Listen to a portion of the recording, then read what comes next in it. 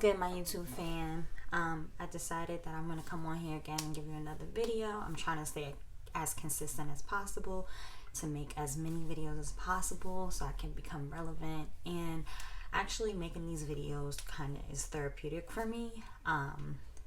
The video that I decided that I'm going to do tonight is basically going to be, you know, me doing a makeup look, but I'm also going to talk to you a little bit because I realized that I can't just sit here in front of the camera and just talk and not do anything. So I think by me doing makeup while doing the talking will help me a little bit better with doing the video. So basically my video is going to be about me losing my mom at a very young age and me dealing with it and life beyond it. So I'm just going to do a little makeup look and, you know, a little bit of talking. So if you're interested to know this one crazy fact about me, continue to watch this video and make sure you like this video, comment down below, and smash that bell notification so that you can get notified every time I upload a video. Continue to watch. So I'm just gonna put a little chapstick on just to moisturize my lips a little bit. So basically my mom has been passed on for about, I don't even know, it's been a very, very long time. I'm just wiping my face to make sure there's no makeup on my face. But anyway, so my mom passed away when I was, I want to say 13 years old.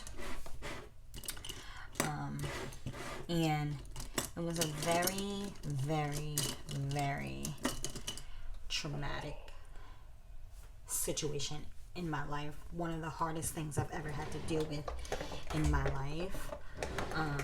Sorry if you hear noise. I'm trying to find my brow brush, and of course when I need it I can't find it, and I call myself laying out everything for this video so that I'm not making noises, but of course I cannot find it. And I had another one, but I can't find that one either.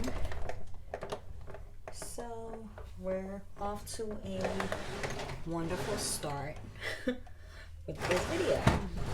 I don't understand, how did I lose this brush? But anyway, so I lost my mom when I was about 13, and at the time, you know, we had moved away from family and stuff because my mom decided, she met a guy, decided to get married to the guy, and I guess she wanted to be with him, so she decided to move closer to his family.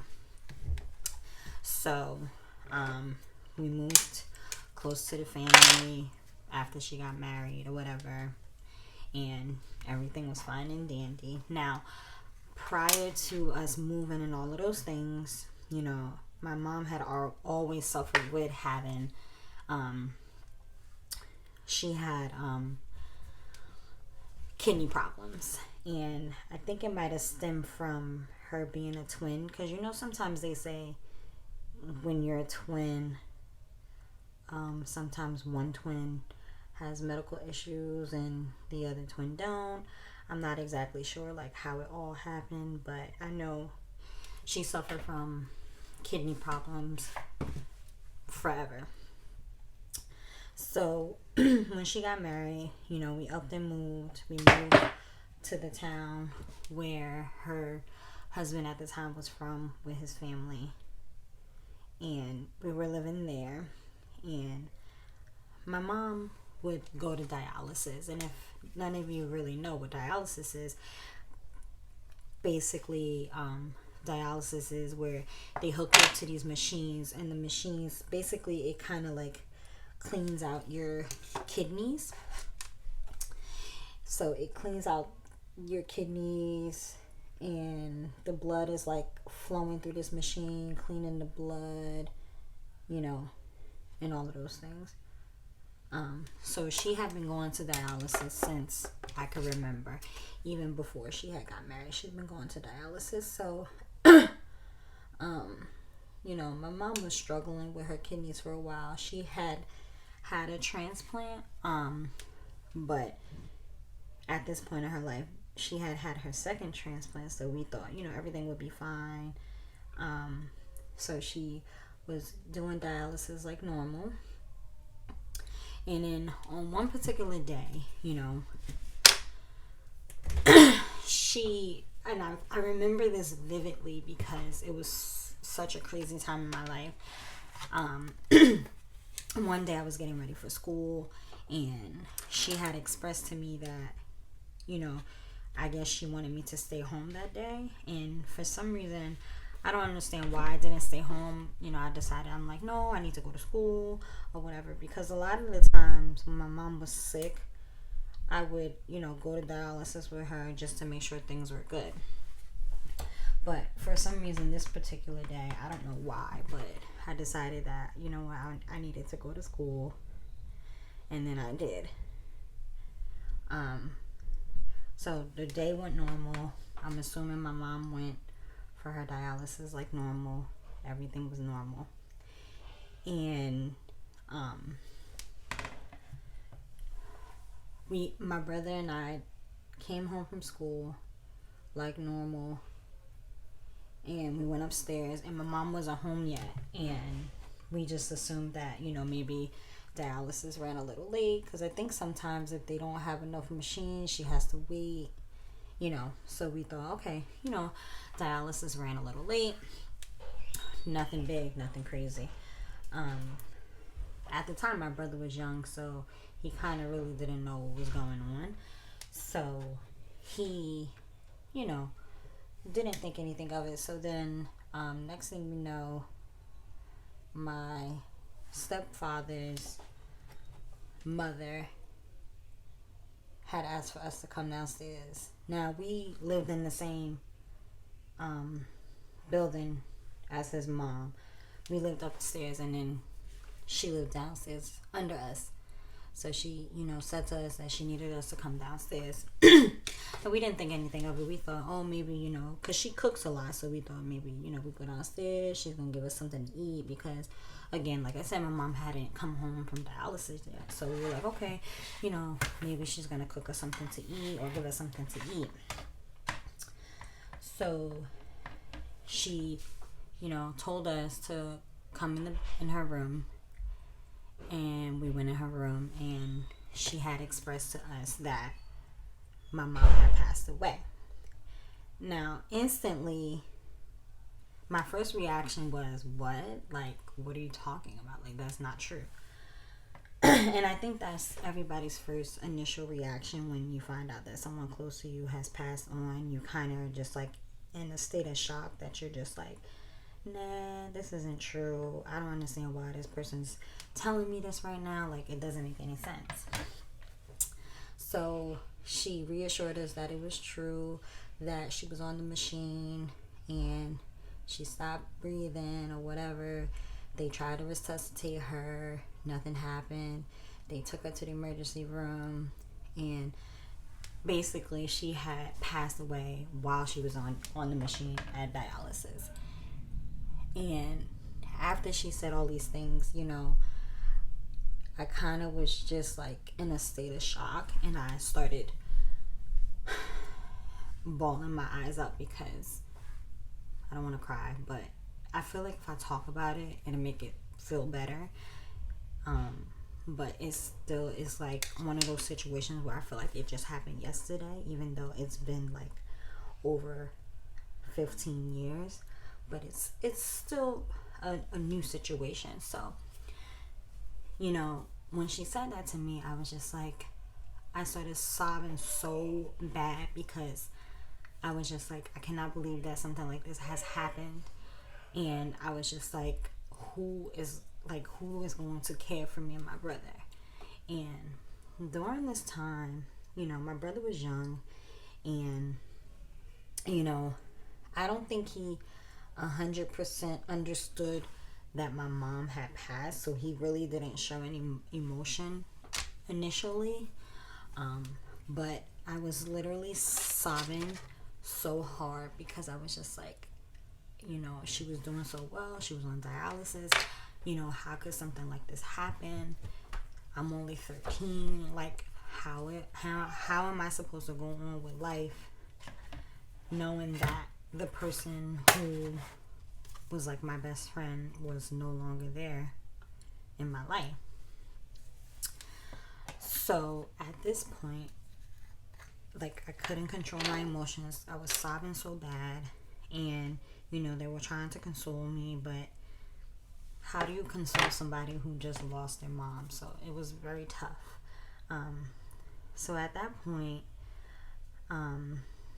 you know, they offered, I guess, for us to, you know, stay with them for a while, but my brother's dad took us for that time, you know, while we were grieving and stuff, and you know, that was basically where we needed to be. You know, for that whole week, it was like, it had to be like the end of October. I don't know the exact date that she told us that. No, actually, it was not the end of October. It was November 3rd. I do remember the date. It was November 3rd, 1999. And it was such a hard time because it was just like, you know, the holidays were coming up and so many different things was happening, and we just couldn't understand how someone who had recently just had a kidney transplant could out of nowhere just pass away like that. So, you know, we stayed with my dad until, you know, all the services and stuff were together.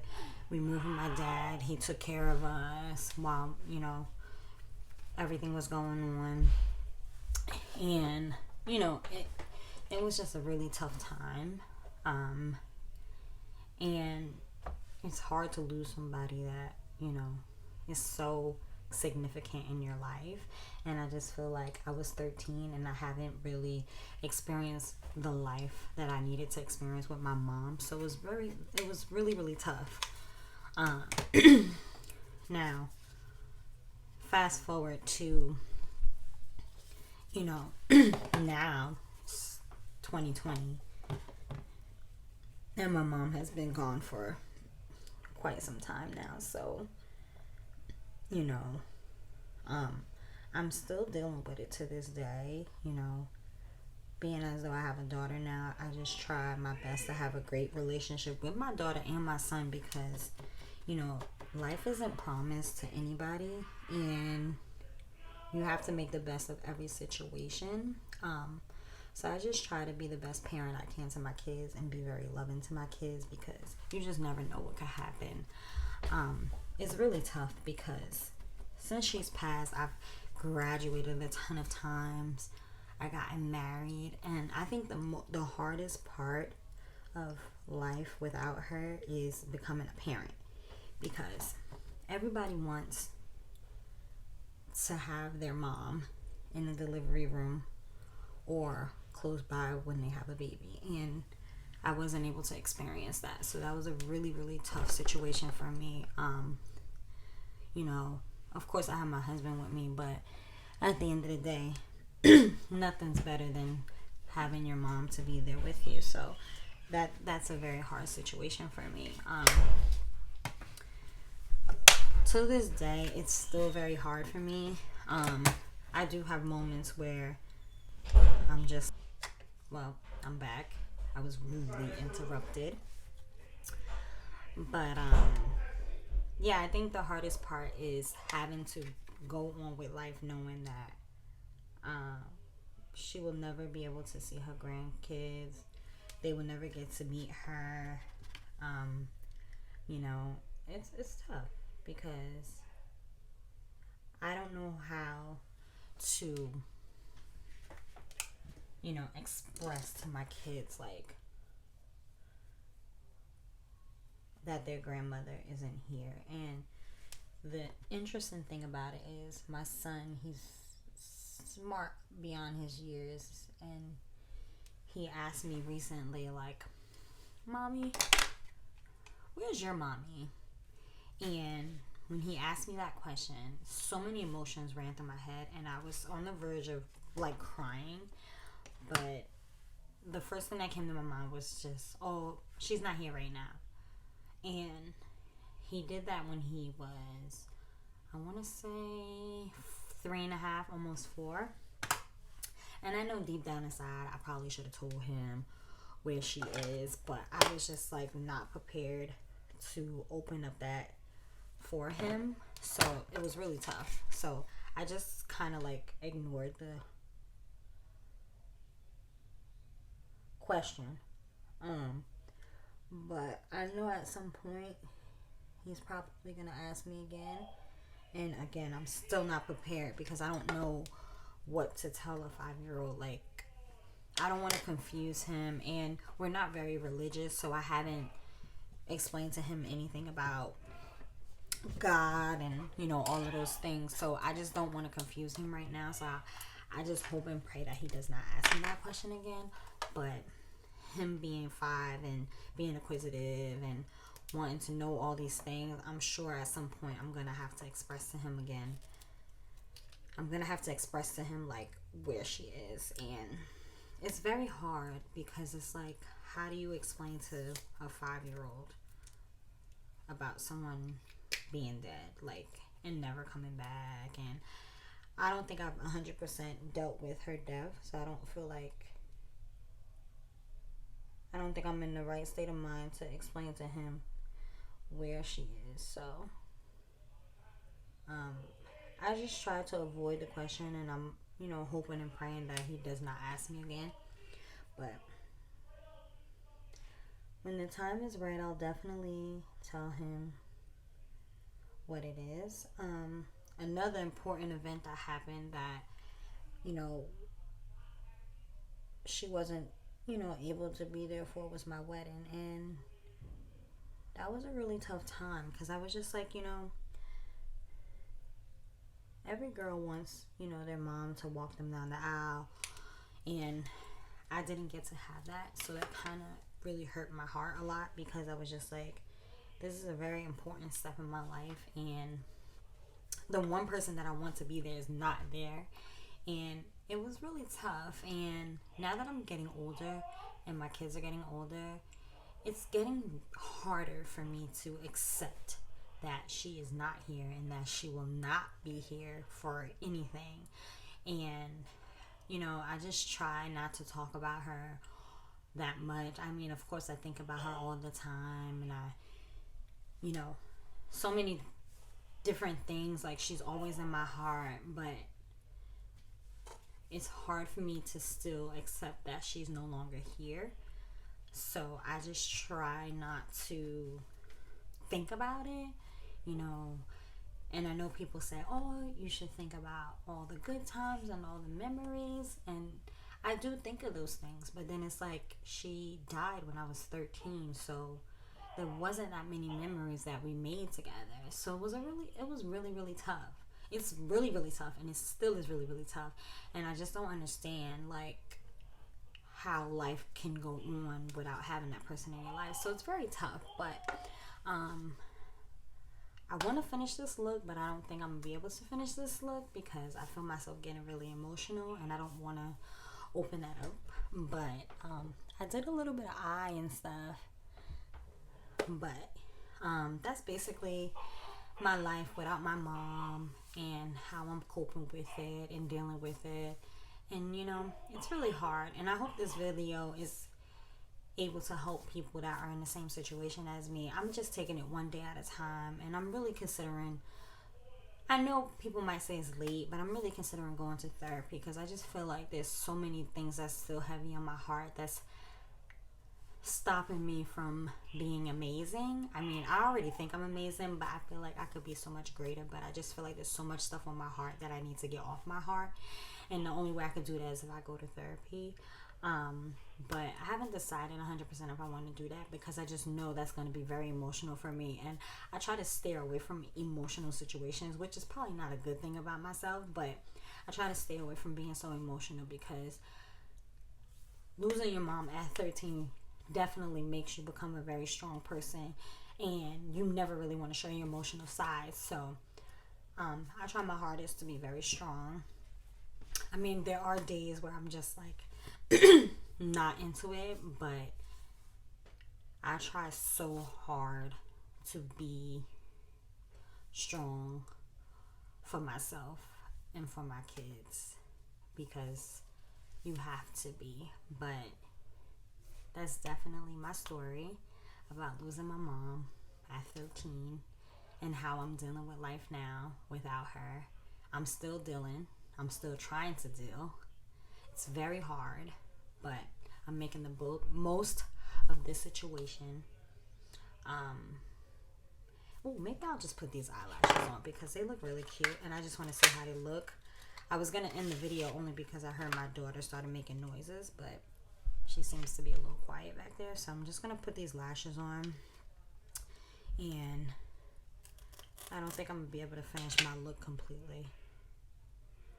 But yeah, that's my story about my mom. Yes, it's hard. It's so hard.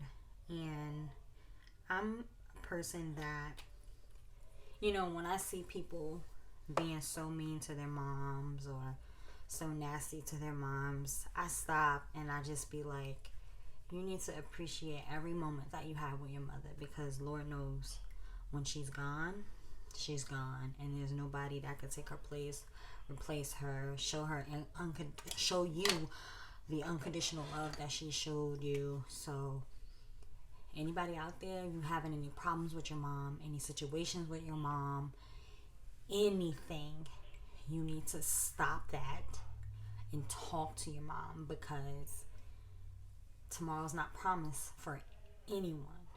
I don't care what the situation is. I don't care if it's a petty argument. I don't care if it's, oh my gosh, she always in my business type of shit.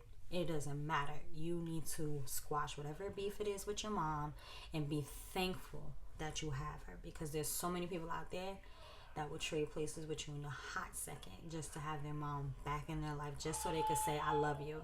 And let me just tell you, that day that my mom passed, I don't think I told her I love her that day, and I don't think I hugged her. And that's something that I have to live with. So you need to be thankful for your moms, because once she's gone, that's it.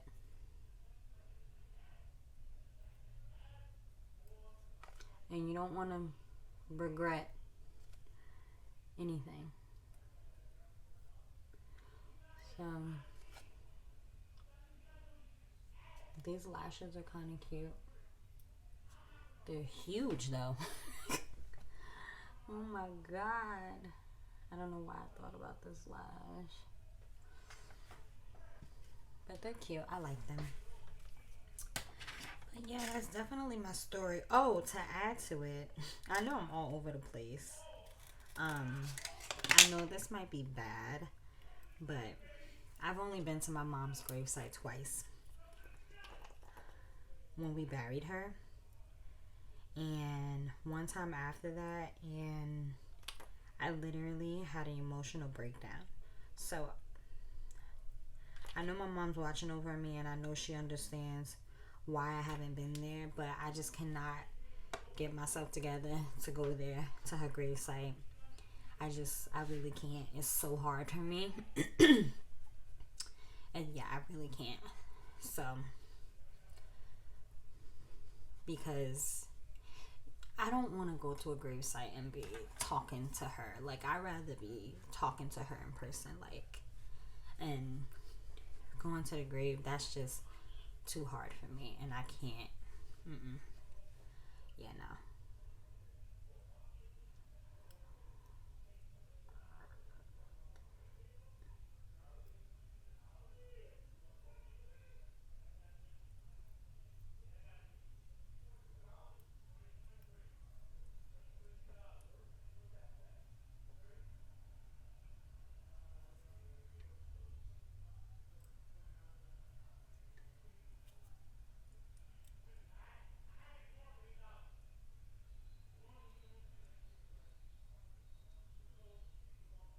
Sorry if I'm quiet. I'm just trying to put this lash on